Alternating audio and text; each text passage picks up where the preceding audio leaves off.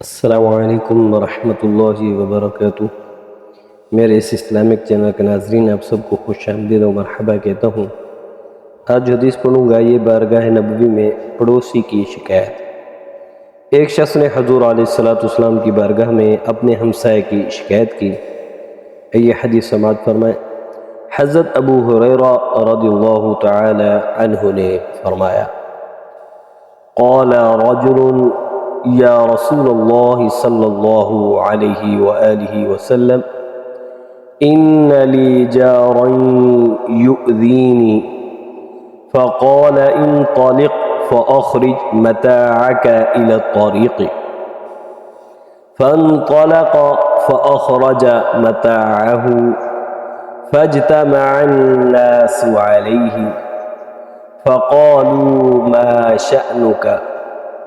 قال لي جار يؤذيني فذكرت للنبي صلى الله عليه وآله وسلم فقال انطلق فأخرج متاعك إلى الطريق فجعلوا يقولون اللهم لعنه اللهم أخزه فبلغه فأتاه فقال ارجع منزلك فوالله لا أذيك۔ الأدب المفرد باب شکایت الجاری۔ اس کا جو نمبر ہے 124 ہے۔ آئیے اس حدیث کا ترجمہ سماعت فرمائیں۔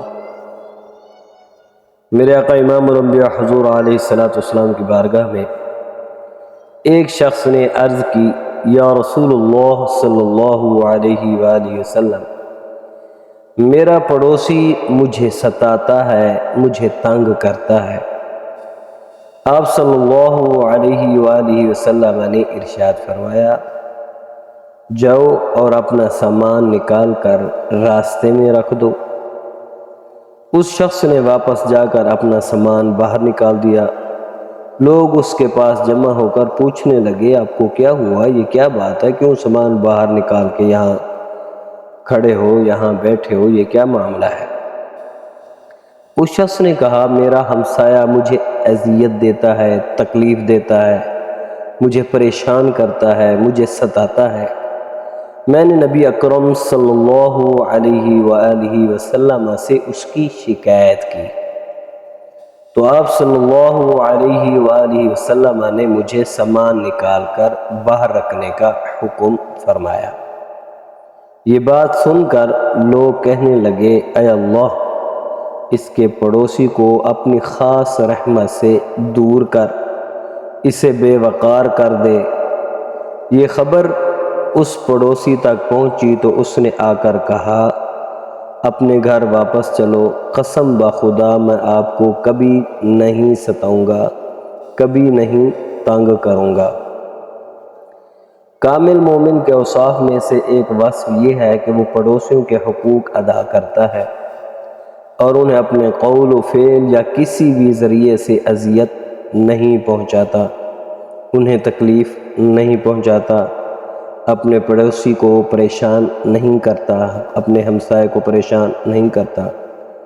حضور نبی اکرم صلی اللہ علیہ وآلہ وسلم نے منبع حکمت ہیں، اس لیے آپ صلی اللہ علیہ وآلہ وسلم نے ستانے والے پڑوسی کا حکمت بھرا علاج تجویز فرمایا کہ لوگ جب تیرے پاس آئیں گے تو تم یہ بتانا، یہ کہنا۔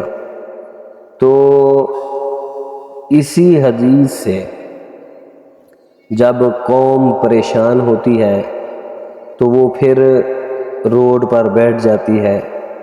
جب قوم پریشان ہوتی ہے، لوگ پریشان ہوتے ہیں تو وہ پھر احتجاج کرتے ہیں۔ اس حدیث کے مطابق احتجاج کرنا جائز ہے، جیسے اس نے پڑوسی کے خلاف احتجاج کیا تھا۔